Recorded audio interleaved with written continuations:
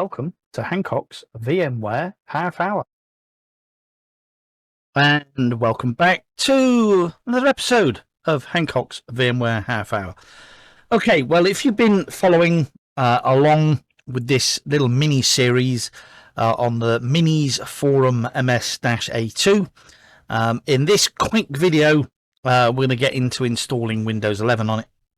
And the first thing I need to do is take it apart again and drop in a Samsung 1TB 990 Pro with heatsink.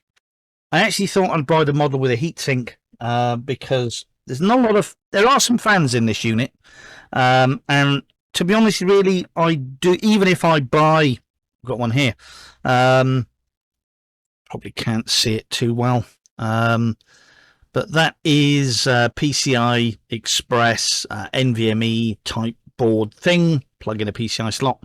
It's got an NVMe on it, but I must admit, I'm a bit nerdy, and NVMe sticks do actually give off a little bit of heat, so I do like clagging on a heatsink, even an aftermarket heatsink, really, just to get a bit of heat off those NAND flash chips. I think they're NAND flash chips, really, to be honest with you. So here we go. We've got, tell you what we'll do, let's just go large. So let's just do that, and let's just do that. That's not working well, is it? What's going on here? Nothing ever works properly after I turn this PC off. Anyway, there we go. I said I'd go large. So yeah, Samsung 990 with a heatsink. I think I said fan before. If you can sort of kind of get that. There we go. Let me just zoom in slightly. 990 Pro. Anyway, so taking this little thing apart again. Here it is. So I don't need to take any screws out, although there is one screw that I do need to take out, and that's the screw that actually basically holds the NVMe in. And I must admit, this screw was torqued in incredibly hard, like all my other drivers that I've tried. In fact, actually, you know, all my other three drivers, none of them worked to actually basically getting the screw out, and I didn't really want to strip it, so I actually basically used one of these cheap little things that came with I don't know, another NVMe stick, I think. Anyway, so I'm just going to insert this and put the screw in, and then we'll get into some. Now, I was a little bit concerned that the height of this fan wasn't actually really going to fit. I didn't really do any research on this. Apologies when I put this tiny screw in and it doesn't disappear onto the floor here, and it will be lost forever. I can actually see now why it was difficult to actually basically get out, because it's actually got blue thread lock on it. They obviously don't want the screws to disappear in transit. Bear with when I just screw that back in.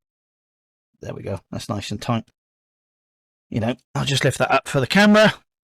So can you see that we've got lovely, I'll hold it back there. Lovely Samsung NVMe stick. So I can put the case back on. As I said, I was a little bit concerned. I didn't do any research. I just bought it from that well-known,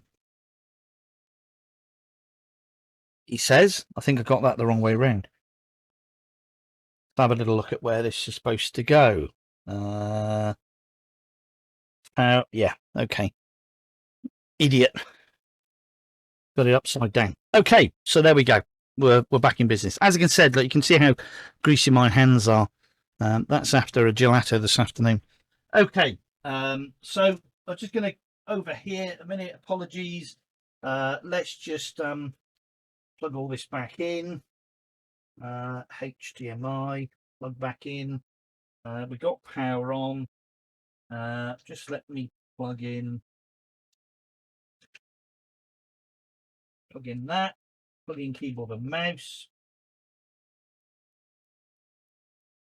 Right, sorry about that. I need to go and get my keyboard. I don't need that at the moment. Okay, you don't need to see me go large. Just turn that off. Let's turn that off. Let's turn that back on. Hey, so I'm just going to power on this MS-A2. Excuse me while I turn around. Okay, power's on. So I'm expecting now that the server's going to boot from the USB flash drive that I've inserted. I'm just going to hit delete on the keyboard when I see the Minisforum splash screen display, so that we can actually basically force that to boot from the USB flash drive. So there we go. There's the HDMI that's been initialized. There we go. There's the Minisforum. So I'm going to hit delete. Okay. So it's actually going to automatically boot from the USB flash drive. There's no requirements there for me to actually basically do any inputs, which is good. Okay, I'm just getting confused here because I've got one mouse here, which is for the demonstration system, and this is the mouse here for the MS-A2. Okay, so if you've done a Windows 11 setup before, this isn't really going to be any different at all, really, to be honest. I don't think. English, United Kingdom, followed by next. Keyboard input method, yep, United Kingdom. Okay, install Windows 11. I agree with everything that will be deleted, followed by next. I don't have a product key, so I'm going to select I don't have a product key. Windows 11 Pro, yeah, let's install Windows 11 Pro. I've got some licenses later I can apply, followed by next. We're getting things ready. Okay, here's the EULA, and I had to say it now, or the EULA agreement. So I'm going to click accept, and it's going to search for some disks. It's going to hopefully find that Samsung 990 Pro, that 1 terabyte, which is obviously roughly 931.5 gigs. So somebody's stolen 100 gig from somewhere in the rounding. So disk 0, unallocated space. I'm just going to click next, and I'm going to let Windows 11 do its thing by creating its own partitions.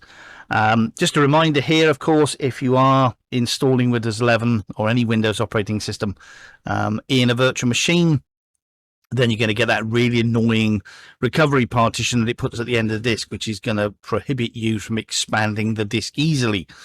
And we don't really need them really in a virtual environment anyway. So I'm going to click install, and that's it. Well, I don't really think that you need me to waffle on while this is actually installing. So I'm going to bob off like I normally do. I'll speed all this up in post, and hopefully eventually we will come back to a working Windows 11 machine. I was going to call it server, but it's not. Windows 11, of course, is a desktop, and this is a small form factor PC. So with that, I'm going to bob off, and I'll speed this up in post, and I will be back shortly.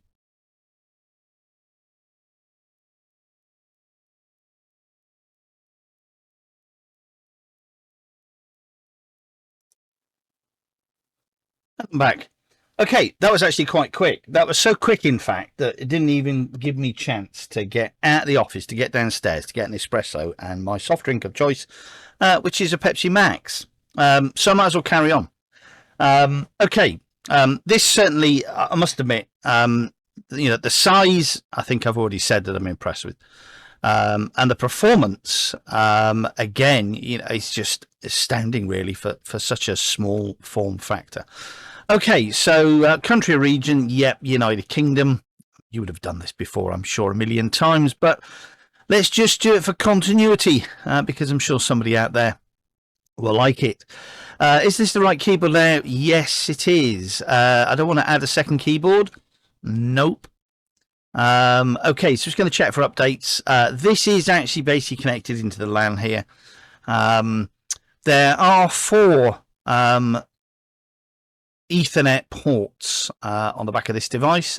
2 of them are SFP, so they're fiber.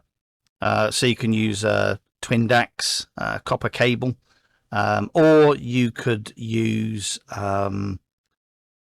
SFP plus fiber module. or you could use an SFP plus to Ethernet module. So I'm just going to call this, I'm going to call it MS-A2, followed by next. And then we've got two other Ethernet ports that are 2.5 gig. No, I don't actually have any 2.5 gig in the Homelab here. So we're probably going to have to do an investment, I think. We've got lots of 10 gig. And we've got lots of 1 gig.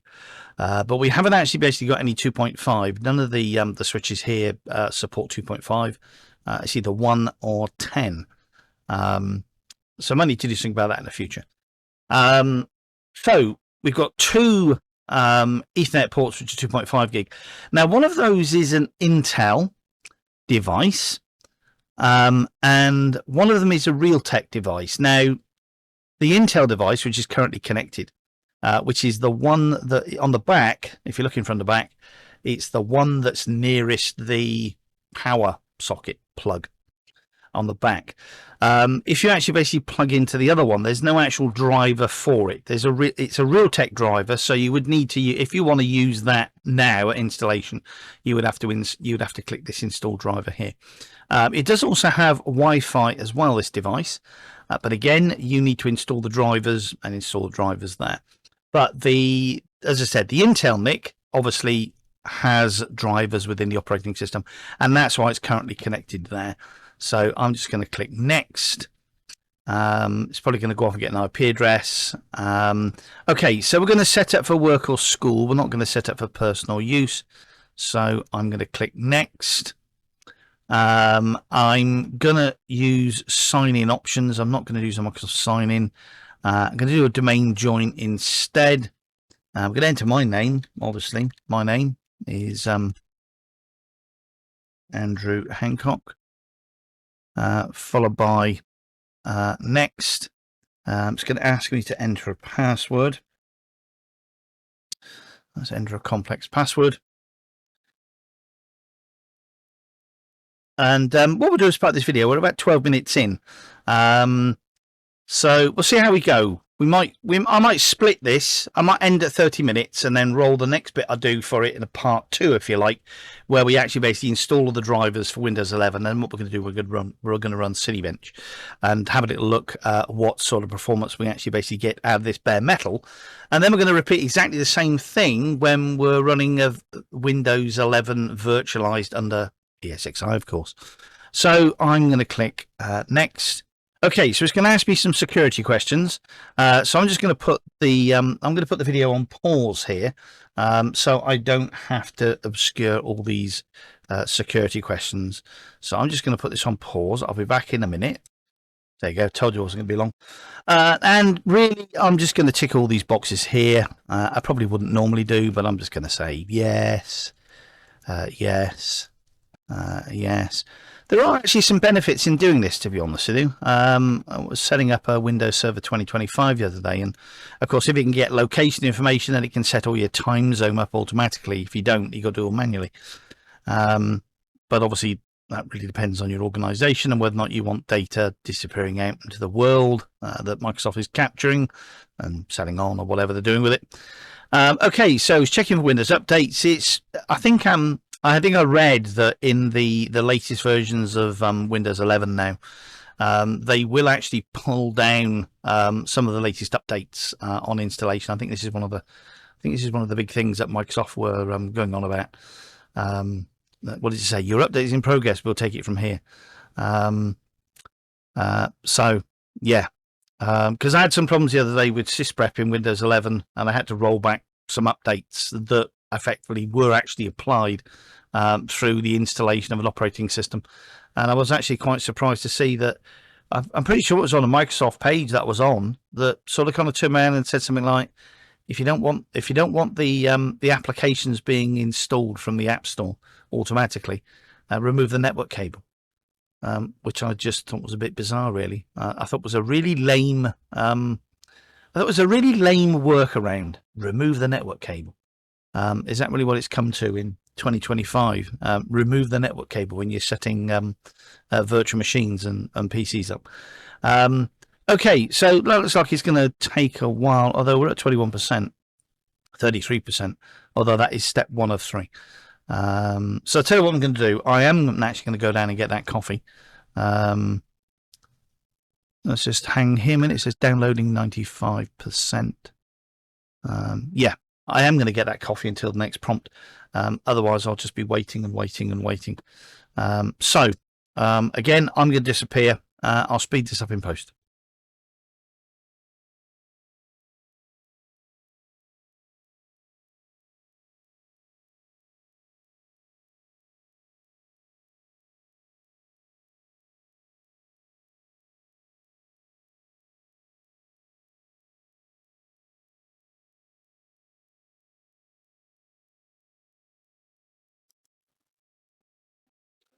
So sometime later that afternoon, I'm back. Okay, so it's ready for me to log in.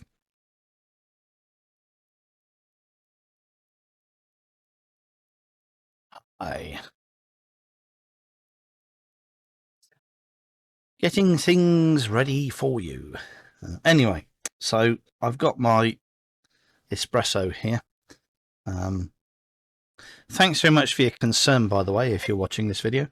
I had a couple of comments about the amount of espresso and Pepsi Max that I consume on the channel. So thanks very much for your concerns of my levels of caffeine that I add to my diet. Thank you. Great. That is the first of the day. That is the first of the day. So I am actually slowly reducing the intake of espressos and Pepsi Max in the day. Okay, so we'll log in. Tell you what, rather than me waffle on, let's just tell you what we'll do. I'll just put this on pause. So it's looking good. Okay, so MS-A2, and I do like the fact that they have a driver package which actually basically contains all the drivers that you need. The chipset drivers, the Wi-Fi and Bluetooth driver, the audio driver and the Ethernet driver. And if we have a look while that's downloading at Device Manager, then you can see the gaps that we currently have for our Ethernet controllers. We've got missing drivers, network controller missing driver, PC encryption decryption controller, which is the TPM, and the SMB bus controller as well. So we can oh, and there's the Bluetooth adapter up there that's missing a driver as well. So using that download, which is actually still downloading, we will be able to extract all those drivers, install them all,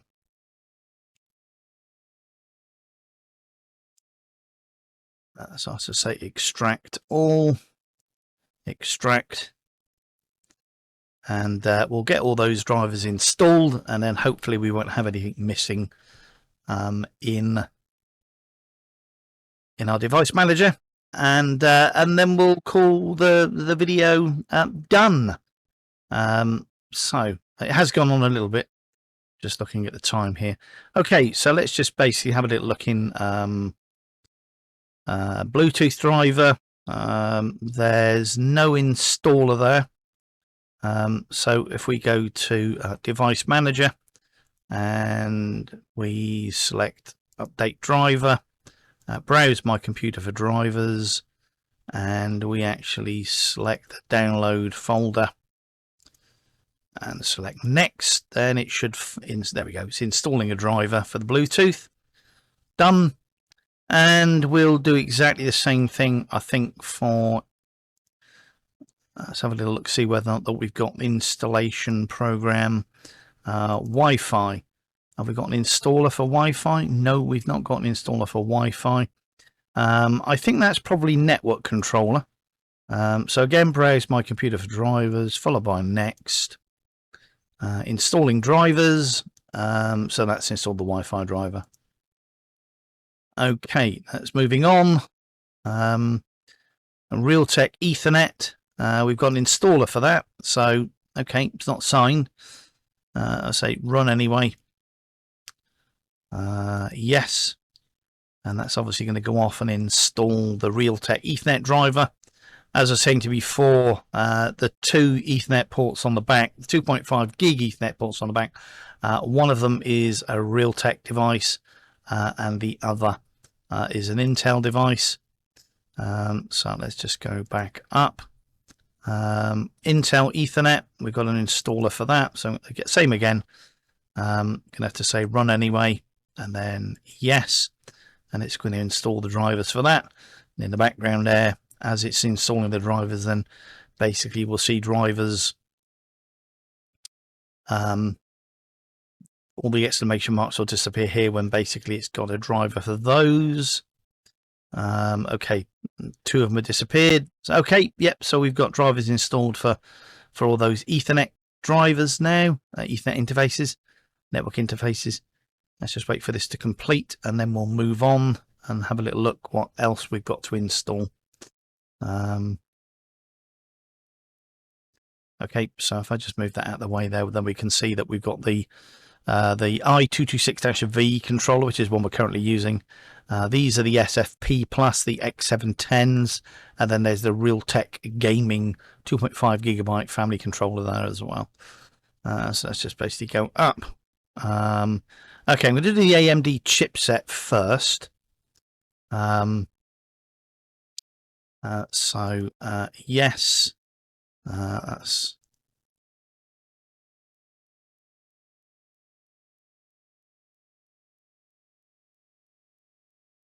and hopefully that will resolve the PCI encryption decryption controller issues that we've got there. So AMD chipset software installer. Something I think about it. Checking your PC's hardware for driver compatibility. Okay, so we don't have those aren't green, so I'm just going to click install, and that's going to install the AMD chipset drivers. I must admit, I'm a little bit of a nerd when it comes to missing drivers in Device Manager, really, to be honest with you. I'm never really satisfied that the machine is really working properly if you've got any missing drivers in it, really, to be honest with you. Okay, so those have been resolved, and we've got a couple of security devices down here now. Trusted Platform Module, Microsoft Pluton Processor, AMD PSP11 device. We've got to do a restart. Okay, I'm going to click close. I'm not going to do a restart at the moment. Let's just basically get the final one out of the way, which is we've got a setup for this as well, which is this has a Radeon controller. So this is installing the AMD software, the Adrenaline Edition. I think this actually gives you the ability to overclock and do accept and express. Yeah, so this actually gives you the ability to overclock the device, and it's a bit similar, really, to the ASUS type framework stuff. That actually basically shows you metrics, so you can see the temperature of the CPU, the temperature of the GPU, the utilization on both the GPU and CPU as well. And it also installs obviously some drivers and graphics update. So yeah, you can see the screen initializing there as the graphic drivers basically are installed. Thought I'd lost my mouse there for one moment. So we're going to do display adapters, AMD Radeon TM graphics. Okay, that's so I click close on that, and then finally, we've got the Sentry Audio drivers. We've got an installer for that, so I'm just going to click install. Again, run anyway, and that's obviously going to go off and do some stuff there. Quick setup, performance, quality. Let's just go with default. Start gaming. So if we look at performance here, then we can see that our CPU temperature is 68.8, GPU temperature 61, and currently utilization 2% and using 13% power. So that's it. That's it. I'll tell you what we'll do. We'll just shut down and restart this so we don't get any I'll tell you what I'm going to do before I do that. Let's just have a little look in system and have a little look at any Windows updates that are needed doing. So let's just say download and install.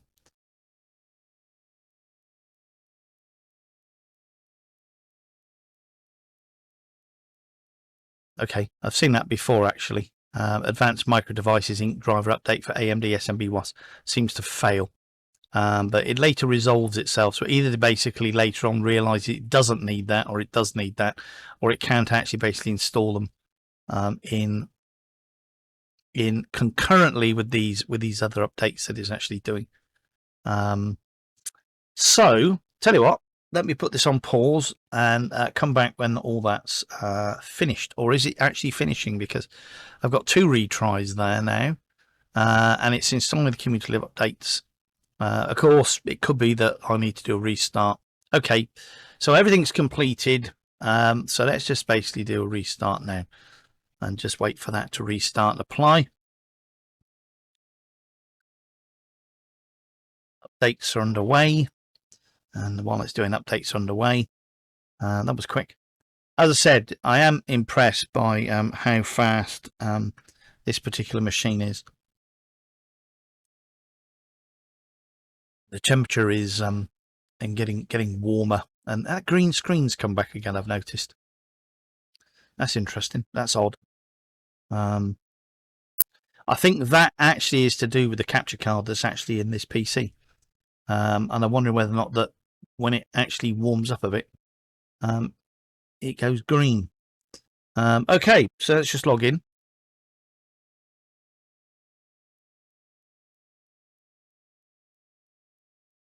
It's looking good. You've got no blue screens or anything or crashes. Let's have a little look in Device Manager. We've got nothing missing in Device Manager. And let's have a little look at System and see whether we've got any Windows updates that need doing at the moment. Let's just say retry all, and that might actually basically clear itself.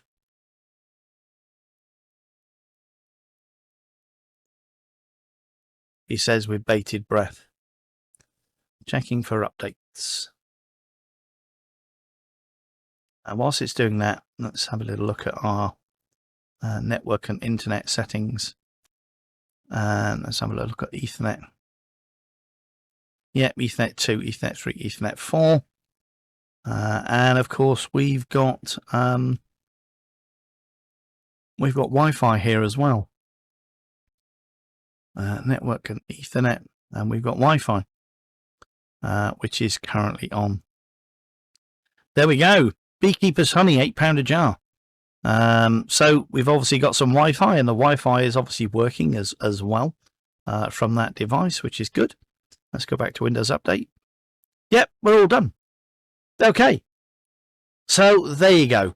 The Minisforum MS-A2 installation of Windows 11 from start to finish, and applying all the drivers and applying all Windows updates, ready for us to start having a little play with.